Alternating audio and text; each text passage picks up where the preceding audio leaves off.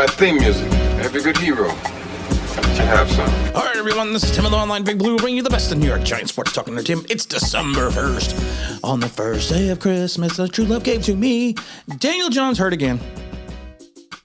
I love it. People are like, they should run Daniel Jones more. Does anyone notice that every time Daniel Jones runs, he gets hurt? Am I the only one that sees that? I mean, we should run him more. He's hurt again. We shouldn't. Why didn't you run him? You shouldn't run him. Oh, my God.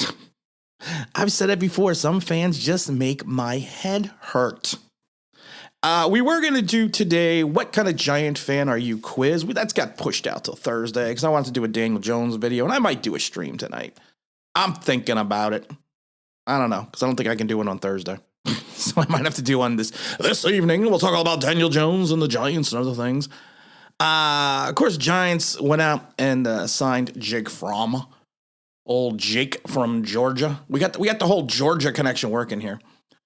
And I'm curious about this whole situation with Daniel Jones because of the fact that if you can't be on the field and you have to worry about your running quarterback getting hurt when he runs, what's the good in that?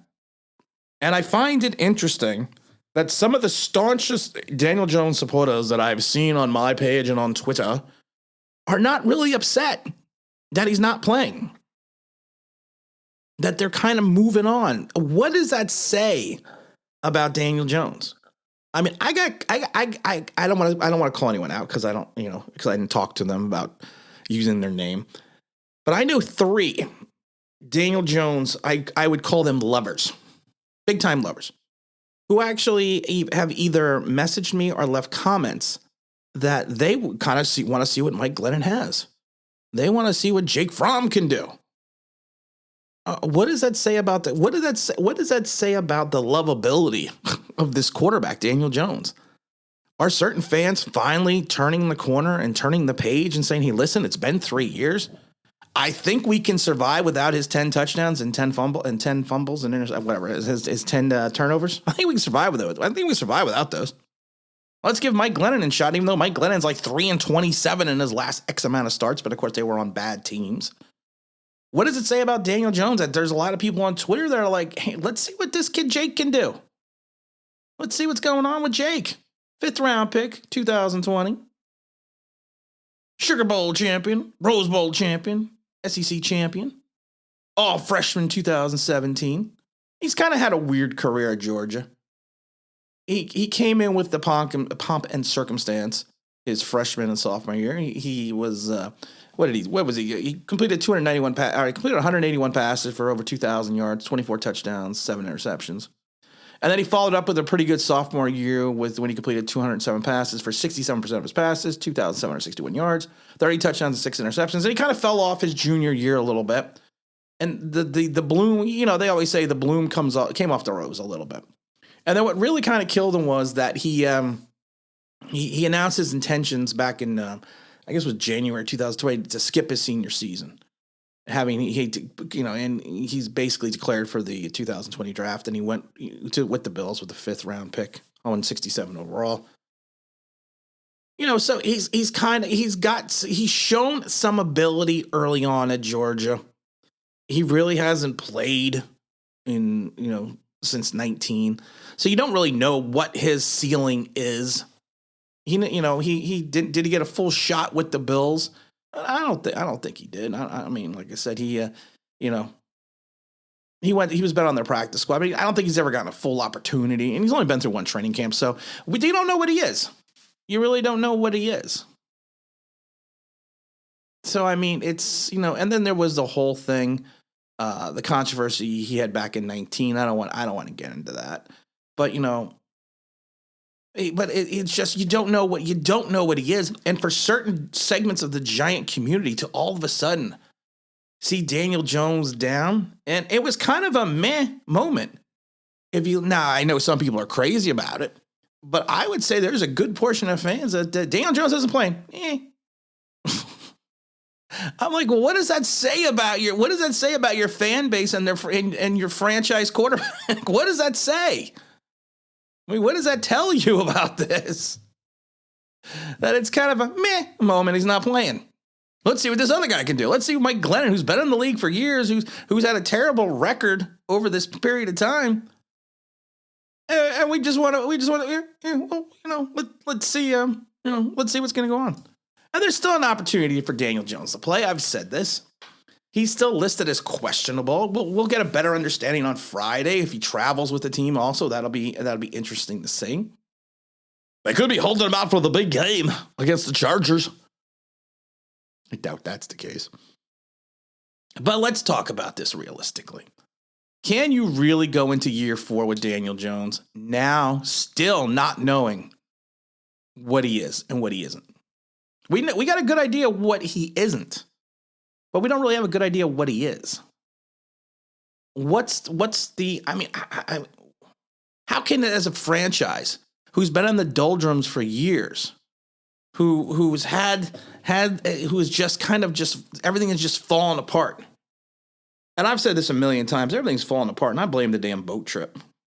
I've said that a bazillion times. Since the boat trip, the Giants have been, what are the Giants been since the boat trip? 22-53 plus the playoff loss. Since the boat trip. I've said this a million times. Go out and find that damn boat and burn it down. Sink it. Because it's got to be like the curse of the Bambino. It's got to be something like that, because you know what? It just doesn't make sense to me that we have been so putrid since that playoff game when Odell and Sterling dropped those passes from Eli Manning. We're not going to get into that, though. I think we've beaten that horse dead. But you know what? You can't continuously go every year with, well, we have to see what we have in Daniel Jones. The biggest fear the Giants organization has is the fact that they release Daniel Jones or trade Daniel Jones and he becomes a quality quarterback. That is their biggest concern. That is their biggest issue. But you know what? You can't run a franchise that way, because also their concern could be that you bring him in for year 4. He still shows barely nothing. Then you have to pick up his 5th-year option and pay him $21 million in year 5. That should be an issue as well. It's time. It's time to pull the bloom off the rose. It's time to move on. It's time to find a successor. And I don't even call it a successor, because you have to be, I think at times the term successor indicates that you've had some success. Daniel Jones has not had success, but it's time. It's time to move on. It's time to find the successor. It's time. Jason Garrett, scapegoat. To blame Jason Garrett for everything. Come on, we all know it's Jason Garrett's fault. All this is his fault. He got hurt. Jason Garrett's fault. But no, I was joking. It's time. All aboard the Malik Willis Express. Take a shot from the kid with Liberty. You're going to have 2 top 10 picks. You can grab a defensive lineman with that first pick. You can pick up Willis on the second pick. It's time. Even the hardened NFL scouts and prognosticators of the draft outside of the fan base, I don't listen to the fan base. I actually listen to people that know things, that actually watch these guys and are in the know. I love the one guy that told me, I saw the Ole Miss game. That's all I needed to see. Really? Because if that was the case, you probably should have watched some of Daniel Jones' college games at Duke, because then you wouldn't have drafted him either. Just throwing that out there. You cannot gauge a person off of one game and say that is their career. And Liberty has, if you want to do that, go back to last year and look at his games there. But it's time. We also need a quarterback that can stand up in the pocket. We need a quarterback who when they run, they don't get hurt. Malik Willis has proven that, because Malik Willis has taken a beating this year over at Liberty because he's got no talent around him. He willed that team to a 22nd ranking last year. It's just the wheels have fallen off the bus and there's no talent. But you know what? I find that interesting because people talk, well, Daniel Jones doesn't have any talent around him. Yeah, but you know what? Malik Willis doesn't either, and he still has his team. Liberty still won 7 games because of Malik Willis, and they should be 8 games because he did get stopped on 4th and 1 on that game in Syracuse. Oh wait, I watch all the games. I don't watch just one and say, "Oh, that's the definition of his career." Sorry, sorry about that. I take views from multiple sources. I don't know what the hell I'm thinking. I should just be a fan and just blatantly be like, "Oh, you all don't know anything you're talking about. You're all terrible." Oh my God. I just thought it was funny because when I saw the Daniel Jones report, I automatically assumed it was going to be this. It is my professional opinion that now is the time to panic.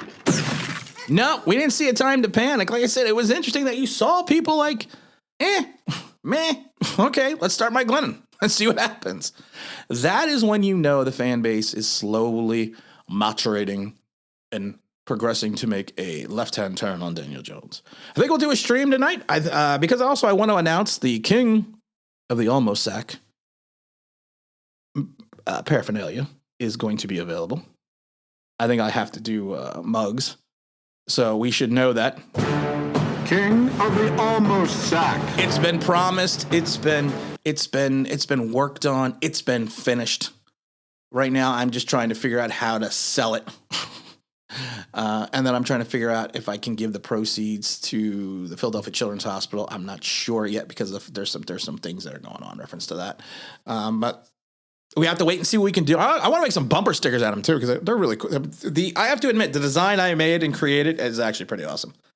I don't want to lie. I don't want to toot my own horn. Toot, toot. But you know what? We're going to be selling those as well. I'm going to show it on the stream tonight if I do a stream. It'll be fun. It'll be interesting.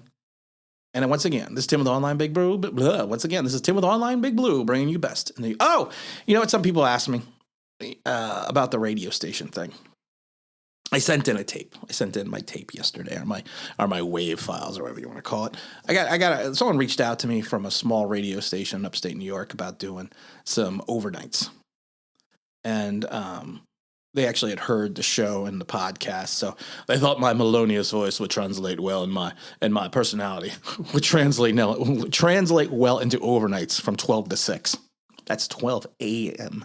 to 6 a.m. So, nothing's come about it yet. I'm not expecting anything to come about it, but you know what? It was just flat. They were asking a lot of people, and it was just flattering to be asked. And once whoever they decide to use is announced, I'll give a big shout out to the radio station because like I said, it was someone that was actually a subscriber. So I thought that was great. So and I really do appreciate that. And again, this is Tim with Online Big Blue, bringing you the best in New York Giants sports talk and entertainment. And as always, if you could like, you can subscribe, ring that bell thing to me. That'd be awesome.